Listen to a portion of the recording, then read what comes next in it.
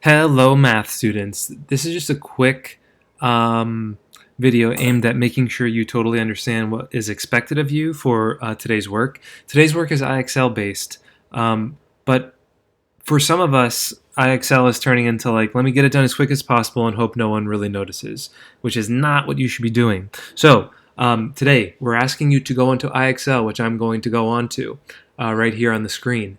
And we're asking you to go to section FF19, and from that, we'd like you to do up to around an 80% ish, or at least 15 questions. If you are putting in your best effort on this IXL work, there's no way you're going to get it done in 15 minutes or less.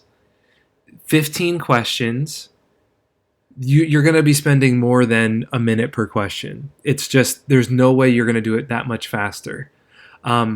So put in your best work. When you're ready to start the math, set aside some actual time to do some practice. So for this problem, for example, I'm going to take the problem and I'm going to go to a blank piece of paper and I'm going to work it out. And I can model for you what that should look like. So here we go.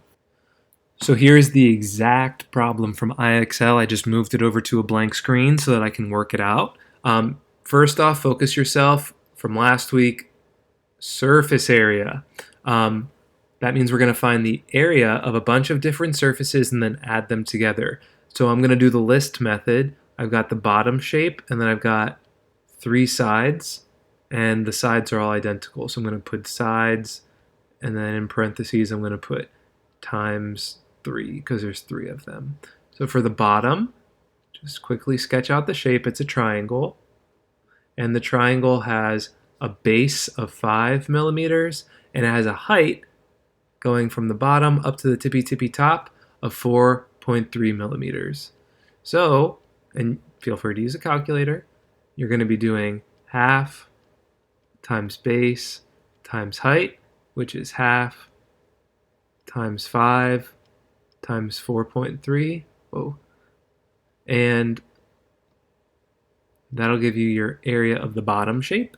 And then you're going to do the area of the side shapes, and you're going to add those in there as well. So the side is also a triangle, and the triangle has a base of 5 and a height that runs up and down the side of the triangle of 5.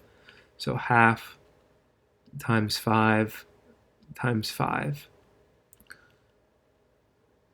So that's going to be 12.5, but you need to triple that because there are 3 of those triangles. That's why I put times 3 here. So that's 37.5. And from before, I didn't do this work. 5 times 4.3 times a half is 10.75. And then your last step is going to be to get your total surface area. So 10.75 plus 37.5. You should be getting a final surface area of 48.25. So we're going to go back. 48.25. Either way, it's not going to take you a hot second or a minute to get these problems done. So we should be seeing some good effort in terms of the amount of time that you're putting in.